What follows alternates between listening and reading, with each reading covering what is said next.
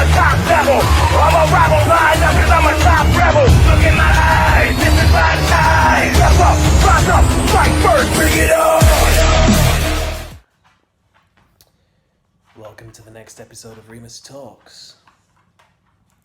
And joining me for this episode is Lottie and Skye. Yes, we all need our comforts sometimes.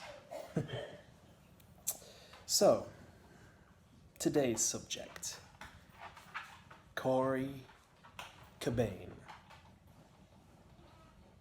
A member who left MWF a while back. For those of you who don't know, I'll play a little segment from his match that he had against DeCaro, so you can see who this person is. Here's the clip.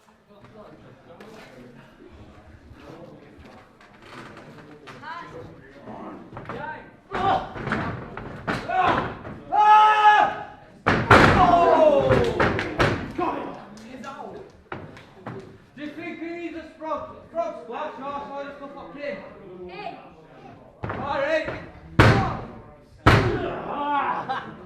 He needs a frog splash! Do it! Finish it!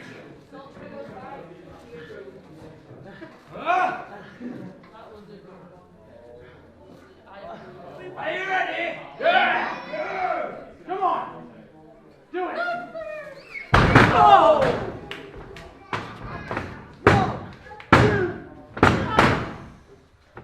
Just before 3, 2. That had to be a 3. Make it a 3.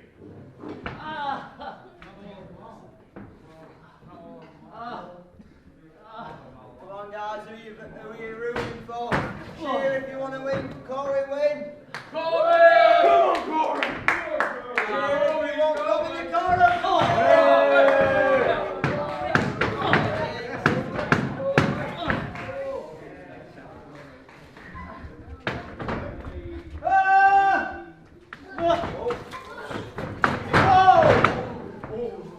Come on, get up!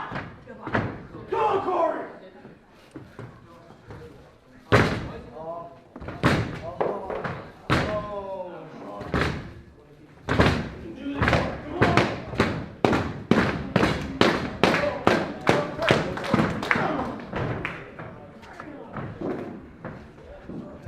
Destiny's calling!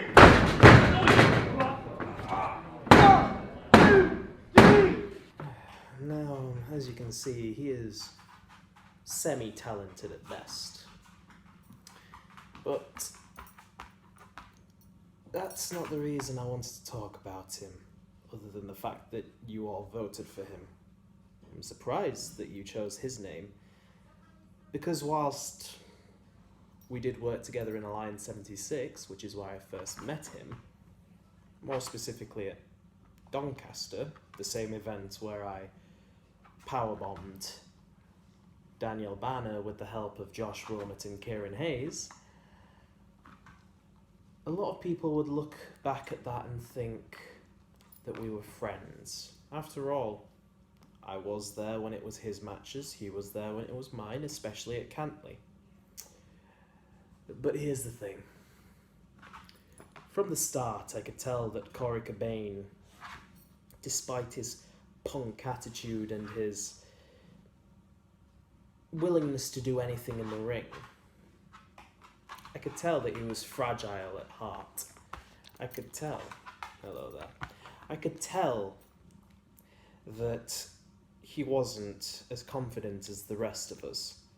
Kieran is a veteran within the company and Josh Wilmot is confident in his skills, though it always eludes me as to why two members of the same alliance were constantly fighting against each other. I won't put that down to Kieran and Josh Wilmot, I'll put that down to bad booking. Yes, I know I'll do. I'll get two people who work alongside each other to fight each other a lot. Sounds like a plan. A really bad plan, but it sounds like a plan. And Corey Cobain. He wasn't like the rest of us. He wasn't even like me. I was new at the time. I still had to find out where I needed to be, and thankfully I know where I needed to be now. But that wasn't always the case, and I felt that we had a certain bond, myself and Corey Cobain, at the start. And I would be there to support him, and he would be there to support me.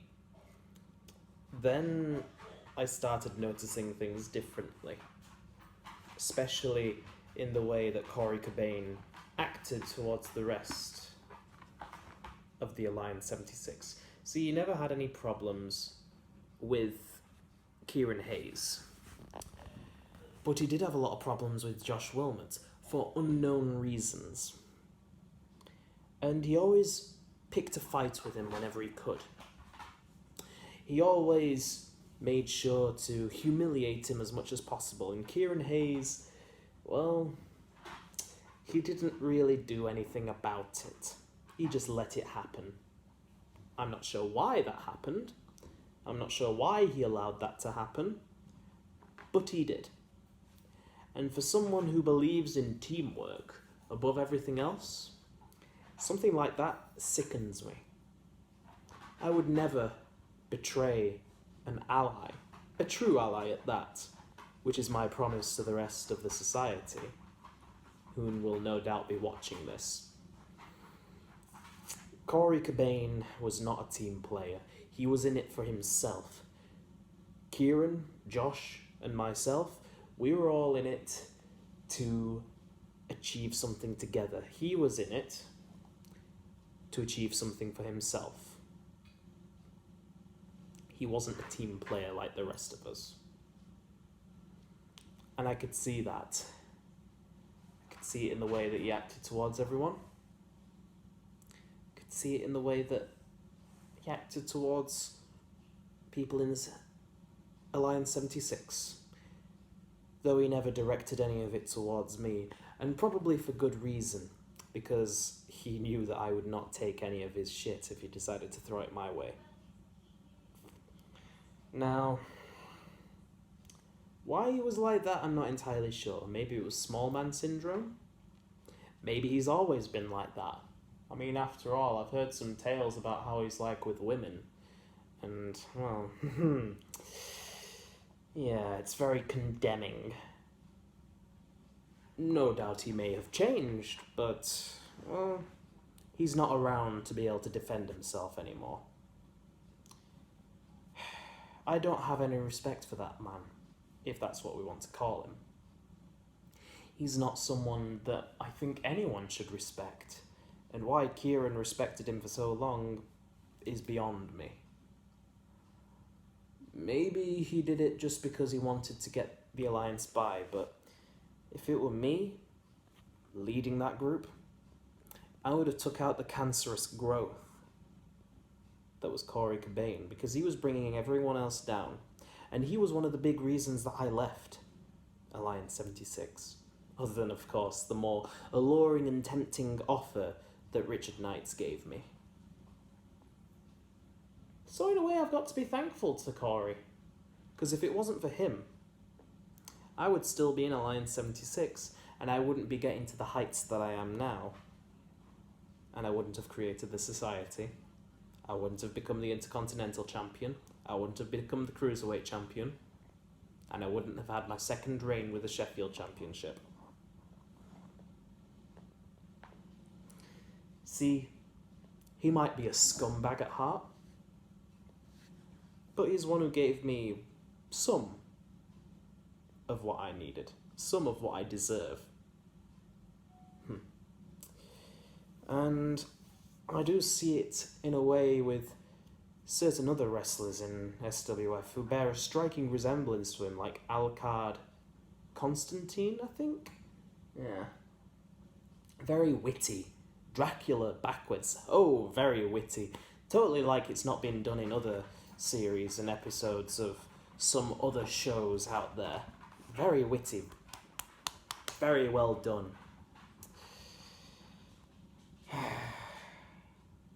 Well, As you can tell, I don't have a lot of good opinions on him. And to be honest, I don't want to talk about him more than that, because he's not someone who deserves for me to talk about him longer than that. So I'll leave it there. It's a short episode for a short man, with a short ego, and, well, probably has a bigger Napoleon complex than Leo Libra, if that's even possible.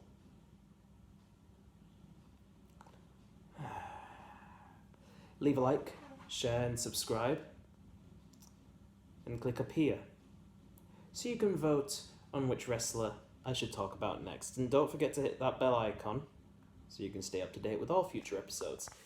Even she is saying to make sure to do all of that, aren't you? Yes, you are. That'll be all for today's Remus Talks, and I'll see you all in the next episode.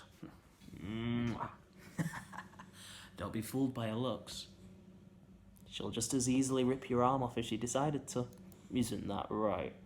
Do you want to rip James Westney's arm off? Do you want to rip James Westney's arm off?